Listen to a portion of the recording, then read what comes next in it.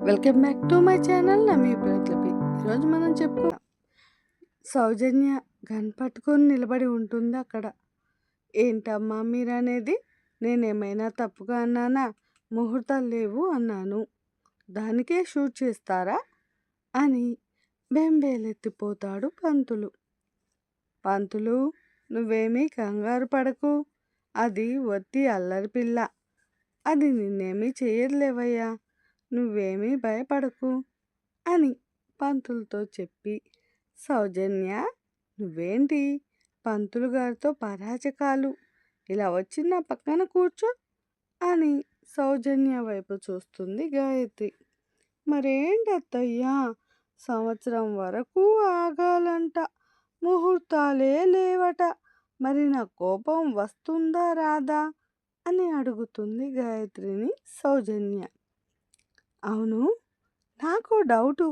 మీరు అసలు ఎప్పుడు ప్రేమించుకున్నారు, ఎప్పుడు మాట్లాడుకున్నారు అంటూ రాజు వైపు సౌజన్య వైపు చూస్తుంది గాయత్రి.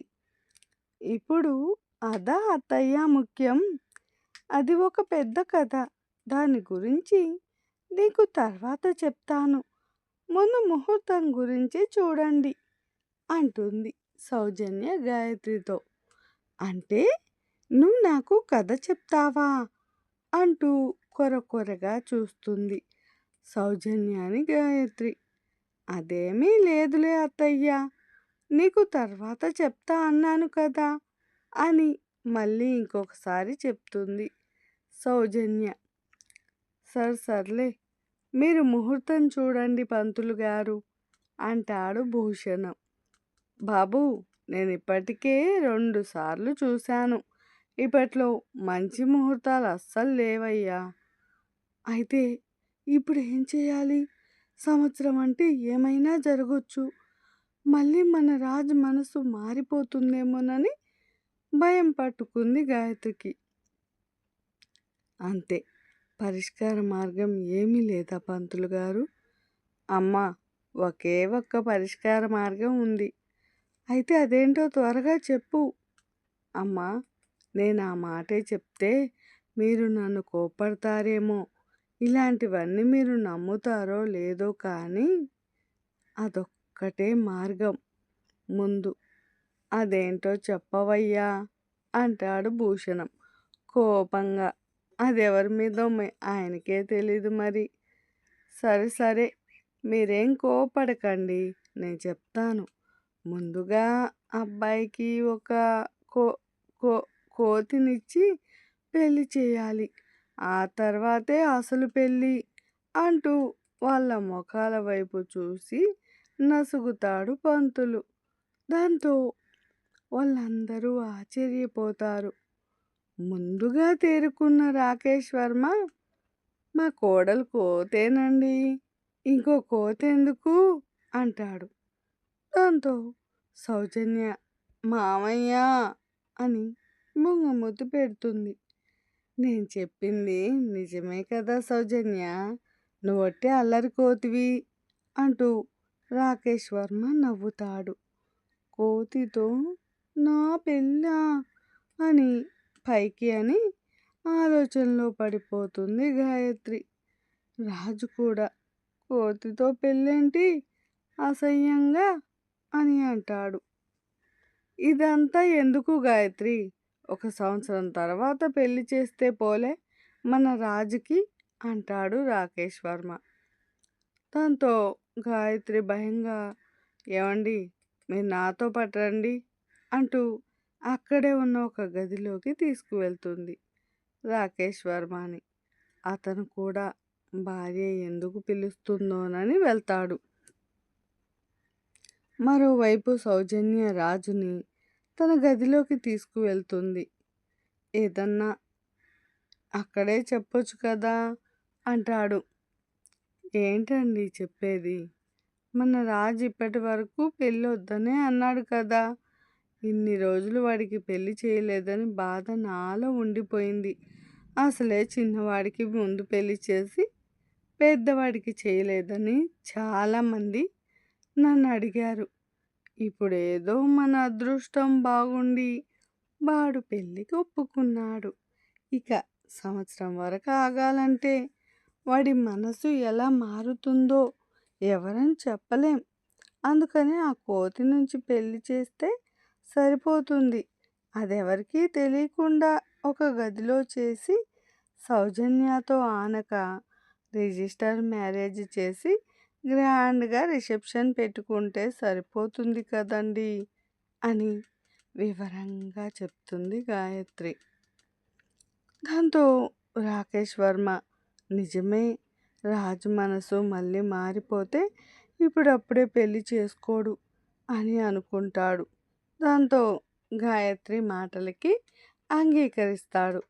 మరోవైపు సౌజన్య కూడా ఇలాంటి మాటలే రాజుతో చెప్తుంది. ఎంతైనా ఇద్దరు అత్తాకోడళ్ళే కదా!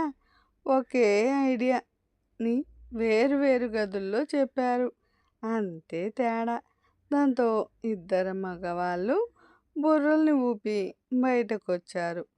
భూషణం, రాకేష్ వర్మ రాజ్కుమార్ల వైపు చూసి వీళ్ళిద్దరి బుర్రల్ని మా ఇద్దరు ఆడవాళ్ళు బాగా వాష్ చేసినట్టున్నారు అని మనసులోనే వాళ్ళ వైపు చూసి అనుకుంటూ ఉంటాడు భూషణం. సరే పంతులు గారు, ఆ ముహూర్తాన్నే ఖాయం చేయండి అంటుంది గాయత్రి. అలాగే అమ్మా, ఆ ముహూర్తమే ఖాయం చేస్తాను. ఆ రోజు నేనొక్కడినే వచ్చి ఒక గదిలో కోతిని తీసుకొచ్చి పెళ్లి చేసి వెళ్ళిపోతాను. ఇక నేను వెళ్ళి రానా అమ్మా అని అడుగుతాడు పంతులు. ఆ అలాగే పంతులు అంటూ రాకేష్ వర్మ తన పర్సులో నుంచి 10,000 రూపాయలు తీసి పంతులు చేతిలో పెడతాడు. ఆయన అవి తీసుకొని ఏంటో ఈ డబ్బున్న వాళ్ళ కష్టాలు, వాళ్ళకి ఇలాంటి కర్మేంటి అసలు, ఈ 2 కోతులతో తన కొడుకు పెళ్లి చేయాల్సిన కర్మ వీళ్ళకెందుకు, అయినా మనమేం చేస్తాంలే, మనము నిమిత్త మాత్రమే, పైన ఉన్న ఆ దేవుడే అంతా చూసుకుంటాడు అని మనసులో అనుకొని రాజు వైపు జాలిగా చూస్తాడు. పాపం అనుకుంటూ మనసులో. ఇక అక్కడి నుంచి వెళ్ళిపోతాడు అతను. అక్కడ ఎప్పుడూ ఇంట్లో ఉండి బోర్ కొడుతుంది కదా! పిన్ని, బాబాయ్ గుడికెళ్ళారు. మనం వెళ్దామంటే నువ్వు రాను అన్నావు. నీతో పాటు నన్ను కూడా ఇక్కడే ఉంచేశారు. అక్కా, ఒక పని చేద్దామా అని అడుగుతాడు చిన్ను. ఏంటి చిన్ను? మనం ఏమైనా బుక్స్ చదువుదామా అక్కా? హా, చదువుదాం. కానీ మరి ఇక్కడ ఎక్కడున్నాయి బుక్సు అంటుంది మహా. నేను కింద డైనింగ్ హాల్ రూమ్ పక్కన ఒక గదిలో పెద్ద పెద్ద బుక్స్ ఉన్నాయి. వాటిని చూశాను. ఇప్పుడు మనిద్దరం వెళ్ళి ఆ బుక్స్ని చదువుతాం పద అంటూ గదిలో ఉన్న మహాని తీసుకొని ఆఫీస్ రూమ్లోకి వెళ్తాడు చిన్ను. ఇదండి ఈ స్టోరీ. ఈ స్టోరీ గురించి మీరేమనుకుంటున్నారో కామెంట్ చేసి చెప్పండి. ఇంకా ఎవరైనా నా ఛానల్ని కొత్తగా చూస్తున్నట్లయితే తప్పకుండా సబ్స్క్రైబ్ చేసుకోండి. అలాగే ఒక చిన్న కామెంట్ కూడా చేయండి. మీరు సమీక్షిస్తే ఇంకా బాగుంటుంది. ఇకనైనా మీరు బయటకొచ్చి మీ కామెంట్స్ను తప్పకుండా నాకు తెలియచేయాలి. మీ కొండంత అండే నాకు మరిన్ని వీడియోస్ చేయడానికి చాలా బలాన్ని ఇస్తాయి. నా వీడియోస్ మీకు నచ్చుతున్నాయి అనుకుంటున్నాను. అలాగే నా వీడియోస్ నచ్చినట్లయితే సబ్స్క్రైబ్ చేసుకోవడం మాత్రం మర్చిపో